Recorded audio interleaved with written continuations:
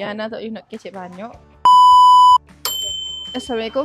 Okay, hari ni Yana tak boleh nak kecek banyak sebabnya baru je buat operation gigi bosu. So, first time sebenarnya Yana kecek berhalus. Sekarang tak berhalus gini, jadi thin hari ni sikit macam berhalus sikit hari ni. So, tak boleh kecek banyak. Hari ni Yana nak explain botol pak baru siapa. Okay, botol ni memang comel yang sizing dia size 30ml didatangi dengan cap bulat.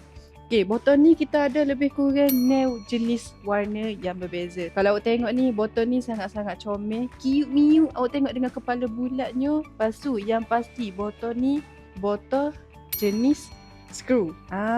Screw type lah. So, yang mana-mana nak beli botol kosong ataupun yelah nak beli botol kosong kan, nak buat brand sendiri ke apa kan, memang sesuai ambil botol ni sebabnya kita jenis tak perlu pakai mesin.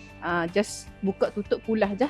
Okay, pusing. So jadi boleh kemah, boleh dengar kudrat awak sendiri, awak boleh dapat lah perfume awak sendiri. Tapi kalau awak nak buat brand awak sendiri lah, maksudnya awak nak siap terus dengan package stiker, dengan siap ada isian perfume, memang lo ni dekat Encash ni kita ada package je nama sendiri minimum 150 pieces. So dengan botol ni dengan harga modal serendah RM14 per pieces, awak akan dapat free sticker, free design, dan yang pasti design ni kita ada designer kita akan buat memang perfect. Satu set lengkap, awak just ambil yang dah ready dan awak boleh jual. Harga dia harga RM14 per pieces. Awak kena ambil 150 pieces, memang akan siap deh. Untuk wangi awak jangan risau sebab NKH ni kita akan buat masuk request, kita buat, awak request, kita masuk. Sebab tu NKH ni kita panggil one stop center, semua benda ada. Sebab tu kita punya wangi, kita ada lebih kurang 750 jenis wangi. Kalau awak tengok ni dah, tak cukup kita nak letak.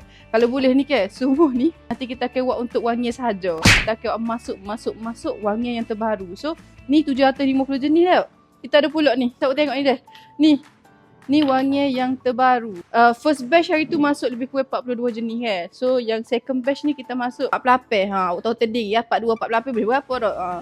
Jadi inilah wangi yang terbaru siapa. Dan kalau awak dah tahu wangi ni, kita tak akan ambil wangi macam top. Kita ambil wangi yang di request oleh customer.